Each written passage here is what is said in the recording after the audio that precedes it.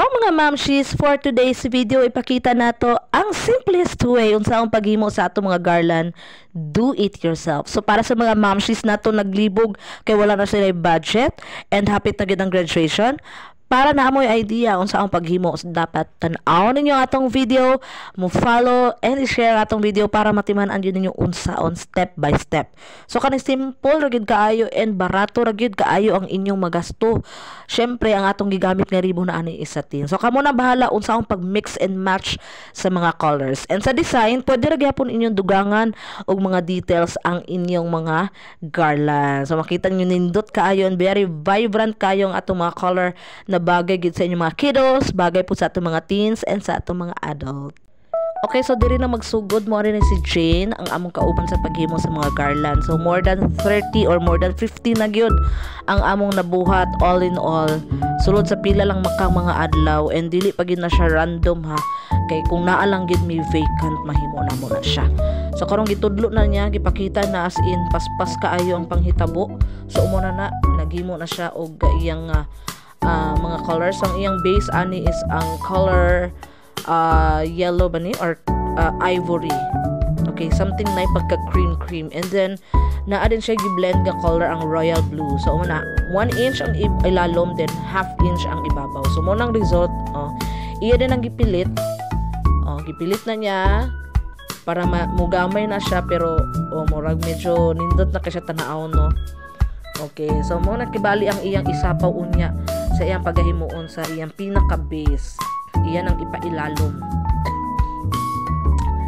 Okay, so kinanglan magpili gyud mo mga color nga mas mabagay gyud og dili gyud nagcontradict no ang pagblend ninyo sa mga color. So kung dark, dapat na ay light and dark. Okay, so sige na siya tindog-tindog. So mo ang pinaka base niya ang kanang sample. So naghimo po din siya og gibali mga 2.5 I think nga mga inches katason, and then 1/2 inch ang iyang kabag-on. So naghimo na siya, gi-cross lang na niya ang form sa atong mga ribbon 1/2 inch.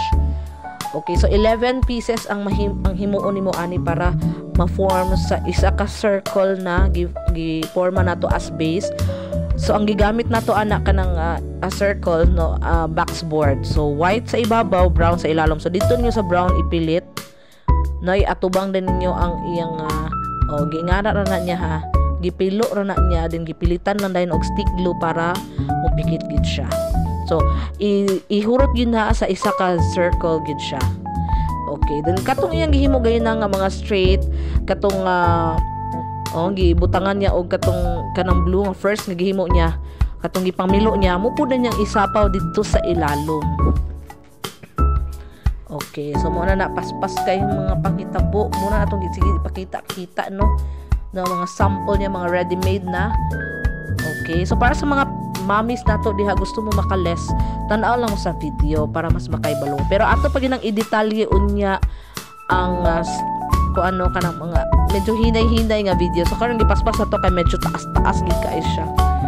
So kada gipakita lang gid ni Jane no, giunsa gid mo paghimo muna gid na siya ang pinaka base sa ato ang garland. Muna iyang medyo center. Okay, so muna siya naporma na. So katong iyang gipang pilo kaganina, which is katong 1 meter, 1.5 meter nga inyong gi-measure, katong 1 inch and 1/2 inch no, gi-blend ninyong duha kana. So muna siya putlo ninyo na by 10 inches. Okay, so then piluon na yon, then muna siya kana gipilit na niya. Pagpilit niya muna siya di ba? Ang iyang design, ang iyang color nagblend, ang iyang pong design nagblend. Okay, so imo ra ginang ikuan kana ingana nga pagka-forma. So naa na mo inahimo nga circle, naa na mo inahimo nga form sa inyong garland. And then nagkuha na pud siya para pang kwintas.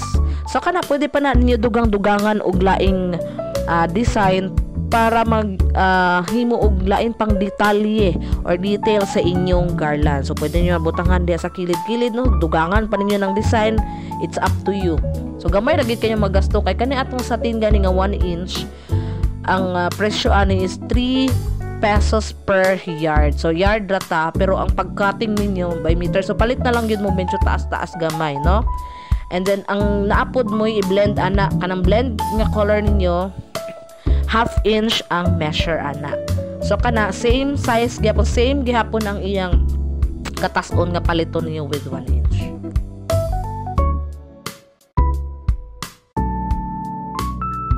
Okay, so napilit na ni Jane sa likod na ang para sa kwintas, and then gi-form na din niya og okay, ang nana ang tumoy. So ina nagipakita na niya nasa tay mga ready-made pilitan din na sa ibabaw sa atubangan og sa likod og mga design nga gipa-print ninyo. Congratulations class of 2025, congratulations graduates. I graduated, no? Finally, mga inana something, mga quotes then with picture. So kana pang bata na nga picture atong ipakita. So I hope guys na medyo nasabtan ninyo ang atong detail sa paghimo, pero closely napagitay pakita mga video nga medyo mas masabtan pa ninyo, di ba? Pero karang ipakita lang nato unsay easiest way para maghimo mo mga ready nani nga mga garland sama sa mga ready-made, no, nga nahimo na gid namo. Okay, so enjoy lang mo diha, and please follow and share sa atong video.